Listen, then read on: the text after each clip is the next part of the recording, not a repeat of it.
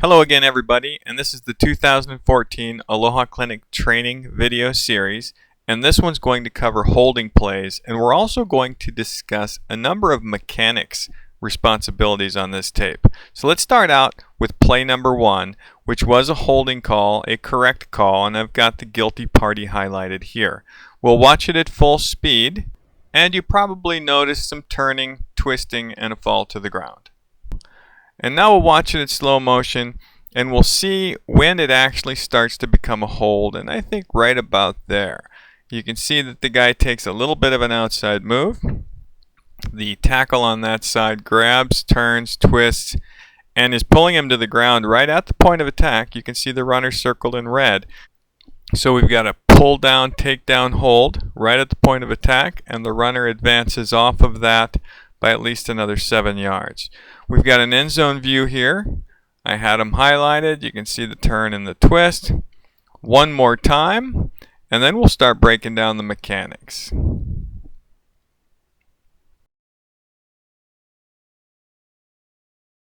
Let's start back with a sideline view. I've got the 4 receivers that we count for balancing of formation with yellow arrows. So this is a balanced formation, 2 and 2. The center has the red arrow on him, showing that this is an unbalanced line with more people up top than there are down below. So knowing that we have a balanced formation, we're going to have the line judge on our side take the widest receiver. The back judge takes the line judge's side in a balanced formation. The head linesman has the 2 at the top, and the referee, who is on the right side of the offensive formation, is going to look across the field, coincidentally in this formation, at the strength of the formation, picking up the 2 outside line of scrimmage blockers. Now, as the play starts, you can see the line judge's key goes in motion, and at the time of the snap, he is stopped just outside where the guard is positioned in this unbalanced line. So we're going to come off of that person and switch our keys. And when we switch our keys, the back judge should be doing the exact same thing so that he's moving over to the new strength side. And the head linesman also has to recognize that so that they can put more focus on the other responsibilities as the formation changes.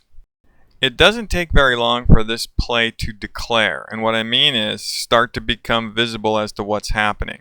So when this guy misses the first back on the handoff or the fake, it's coming to the second back or the quarterback's going to roll out. So the referee is going to start shifting his focus into where the point of attack is being created. The line judge is still locked on that end player because he's got nobody else. The back judge is picking up the other side of the outside of the line of scrimmage, and the head linesman is starting a little bit to come off of his receiver and to read the play. Take it just a little bit further, and the referee and the line judge are right on that point of attack spot. They should probably both have the holding call for this foul right here about the 43-yard line. Now the umpire, who's been picking up the middle action the whole time, is going to maintain that position. The wings are going to move downfield looking for forward progress and any action in or around the runner and the ball.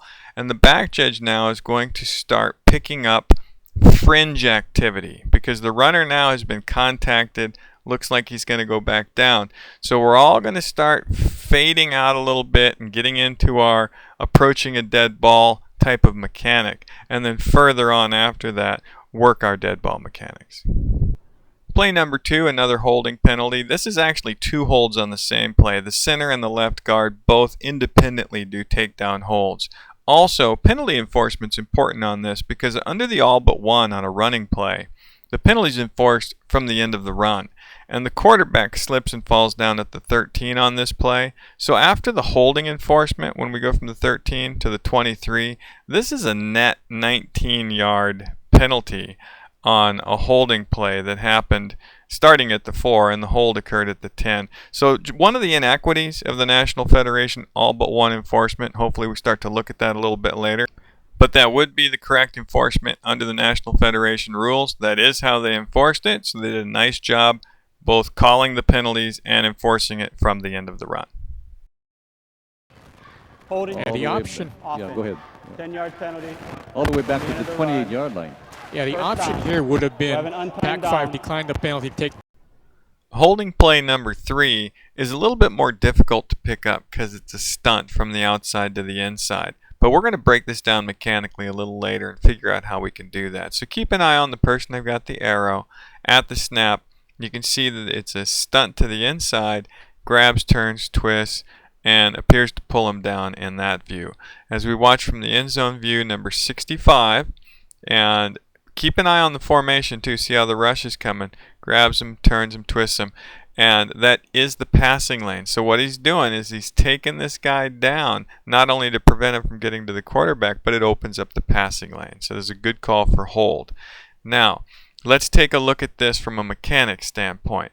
It's a balanced formation. We've got 2 up top, 2 down below. So the back judge is going to come to the line judge's side. Head linesman's going to have 2 up top. The referee is going to take the tackle opposite of where he's standing in the mechanic we use in Hawaii. So the umpire is going to have to focus from his view the left side of the defense. Now these plays, they happen so fast. You can see it's only within a second or two of the snap that this entire action is taking place. So that really emphasizes the importance of reading our pre-snap keys, understanding the situation and where we should be focusing. Now the referee prior to the snap is focusing on 63, highlighted in yellow. The center doesn't have anyone other on top of him, but 62 does. So that's a 2-on-1. So the natural transition for an umpire would be to pick up the 2 one-on-one guys on the other side of the formation, and that's where this act occurs. So when we have a formation that presents itself and you know where the referee is and you know where the 2-on-1 is, maybe position yourself a little bit more toward that side of the field that you're going to have to make rulings on, because that's where it happens. At this point in the play, the referee may be coming off of his initial key a little bit, but he's not doing anything, and probably to pick up these guys coming in. But had the umpire moved over a little bit and focused on those 2 one-on-one players based on how the formation presented itself, probably would have picked that up. Play number 4. This is kind of a difficult one to get for the umpire. So let's start by looking at who gets held. And it's the defender who's circled here. And it starts out as a double team, which makes it a little bit more complicated. On top of that, we've got a left-handed quarterback. So the referee is on the other side of the formation visually. It doesn't look like a lot from this sideline view, which is why you always want to get an end zone view if you're talking about holdings that may be hard to detect from the other view. So here they are highlighted, and you'll see that the center starts as a double, comes off, and then the runner who runs right by this person being held by 64 is able to do so because he's jerked back in the process of trying to dive and reach for him, allowing that runner to spring free. So mechanically, let's look at this from the sideline. We've got trips on the near side. You can't see the line judge's key. So the back judge is going to pick up the inside 2 on the bottom. The head linesman gets the wide receiver on the top. The referee, like I said, this is a left-handed quarterback. He's going to be looking through at the opposite tackle. And the umpire is going to be responsible for the 3 right defenders unless there's a stunt in this formation. Now, this is a little bit of a draw play, so the referee will be the first to recognize that this is a run and should be the first to transition to the forward block. So in my opinion, the referee has a really good shot at picking up this hold. The line of scrimmage head linesman, he's probably going to pick up the forward approaching block. And the umpire, although he can transition to that first forward block, there is another contact interaction between another group over there. So he may get tied up in one or the other. Looking at it from the end zone view, you can see the referee comes across and the umpire has to pick up these other 3 defensive linemen. Now that's not easy to do, and the formation doesn't help because we're starting on that left hash mark, kind of forcing the umpire not to be able to move too much further to his right. And the linebacker position is not helping much either. So as this play gets going, you can see as a referee, you would know this is a run already, and you can transition. As an umpire, it's going to be a tough look even if you do transition to this guy right away because you're going to be a little bit straight lined and 53 is not helping you out. But the other block seems to be well in control. So referees, it looks like you've got the very best shot at getting this one.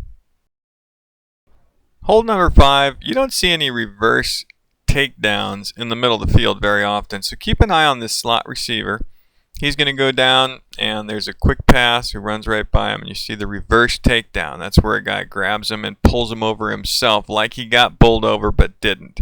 Here's our keys. We've got trips up top, so the back judge is going to get the middle 2. The highlighted player with the red arrow is going to be the person who does the pull and reverse takedown.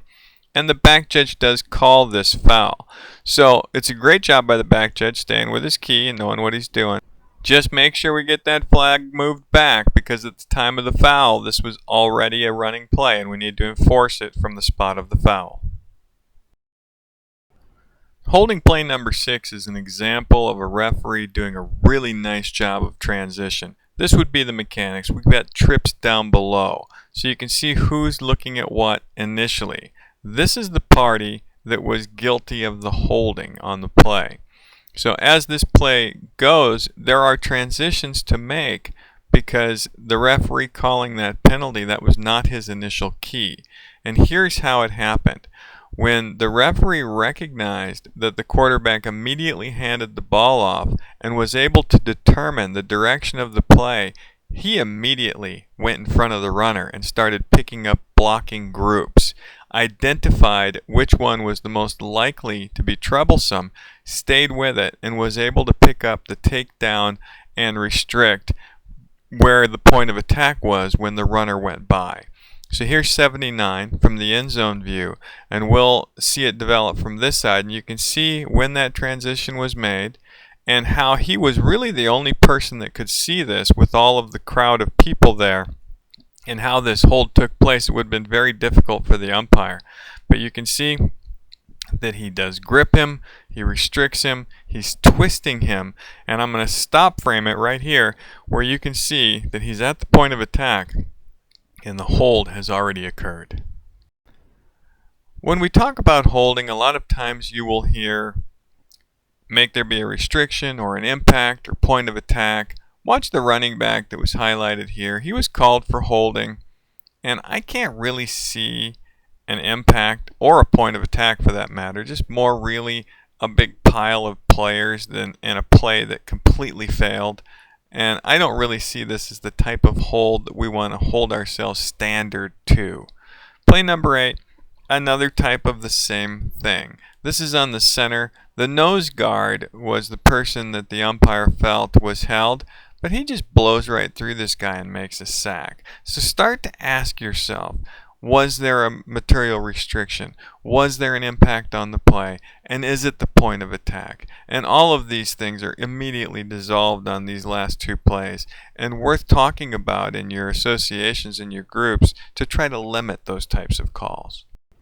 Play number 9 and 10 are overpowering blocks, and we have to be very careful when we have an overpowering block, because sometimes they disguise themselves and look like holds. But in this case, it was called a hold at approximately the 30-yard line and called back a touchdown. This was not a hold. We'll look at it from this view, not quite the end zone, but you can see a little bit of a grab on the jersey there, and the defender spun around and then spun around again. The reason why you see a little stretch on the jersey is because he has him here, but the runner faked him out. The defender thought the runner was cutting in, and he didn't. He turned that way on his own.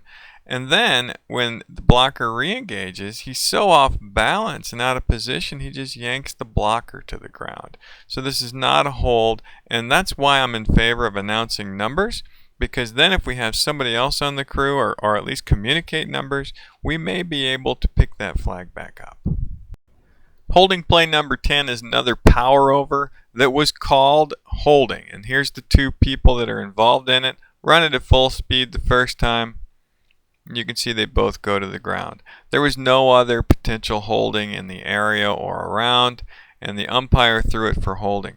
I'm not exactly sure what the cause was, but even in slow motion, these guys come together. They're fighting a little bit for position, but this guy is just overpowering him. And then what kind of jumped out at me also was when we look at it again and we stop it. When we stop it here, the umpire still has not transitioned into those blocks. So when he saw the aftermath of that, He assumed that there was a hold when there was not, and we have to be careful not to let ourselves fall into traps like that. Play number 11 and the last one on the holding video is a defensive holding, and I've got the running back highlighted with the red arrow. And as he goes out on this design screen, the defender just goes out and reaches out and tackles him. Now this is behind the line of scrimmage, so we're not going to have a pass interference call, but we can have a defensive holding call. And because it was an incomplete pass, which is a loose ball play, it's a previous spot enforcement, and they're going to get the 10 yards and get to replay the down. He says, I want a flag. I agree. That's it for this holding video, guys. I hope that some of the enforcement discussion and mechanics discussion will help you this season. I've got holding on 78 white.